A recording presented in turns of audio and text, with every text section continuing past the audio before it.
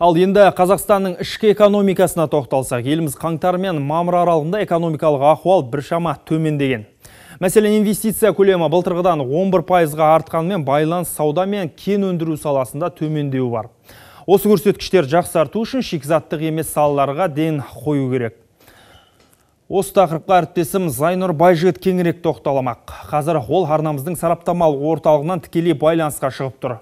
Зайнұр, қысқа мерзімде экономикалық индикатор 99% құрады. Ол қалай өлшенеді?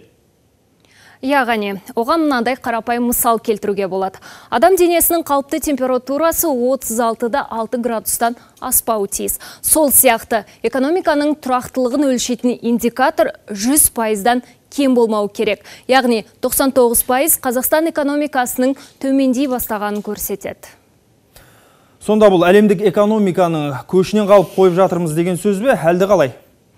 Ғани, біздің ел дағдарыс басталмай тұрып, осы бағытта қам жасап жатқанын атап өткеніміз жөн. Мәселен, үдемелі индустриялық бағдарлама Қазақстан 2050, нұрлы жол, бизнестің жол картасы 2020 сияқты стратегиялық бағдарламаларды алсақ.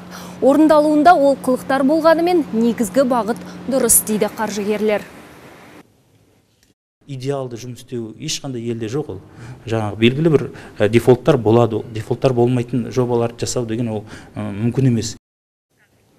Сарапшылардың айтуынша экономиканың дамуы үшін жекелеген салаларға тәуелділіктен арылып, шикізаттық емес саланы дамыту керек. Соңғы 3 жылда бұл саланы қаржыландыруға Бәйтерек холдингі 365 миллиард теңге бөлген.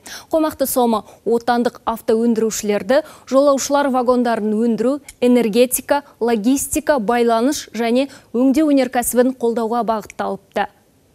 Где-то примерно уже с августа месяца. Тамыз айынан бастап қаржылық қиындыққа тап болған тамақ және өңдеу өнеркәсібімен айналысатындарға несиені 7,5 жылдық пайызбен береміз. Бұл инфляция деңгейінен де төмен. Айтпақшы, бүгін Нұр Отан фракциясының депутаттары Бәйтерек холдингінің ұлттық қор мен республикалық бюджет қаржысын мақсатты жұмсамағанын анықтады. Мысалы, 2013 жылдан бері шағын және орта бизнесті қолдауға 1 триллион 359 миллиард теңге жұмсалған.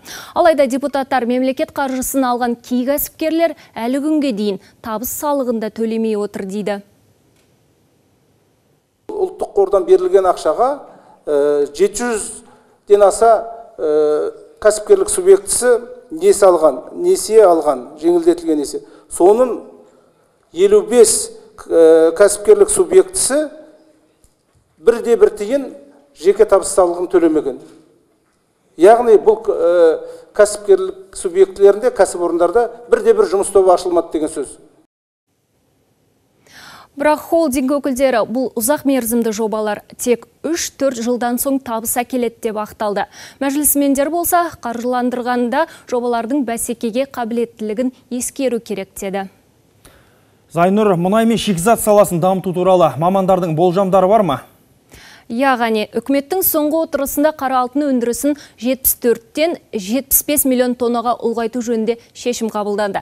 Сонымен бірге күзде Қашағанда энергетикалық шикізат өндіріле бастауы тиіс. Бұдан бөлек мұнай өңдеу зауытын жөндеу жұмыстары ширатылмақ. Мұнай 6-шы күн қатарына арзандауда бүгін Brent $50 төмен бағамен сатылды. Ғани? Рахмет, бізбен тікелей эфирде қосылған тілшіміз Зайнұр Байжігіт болатын. Хабарымызды жалғастырамыз.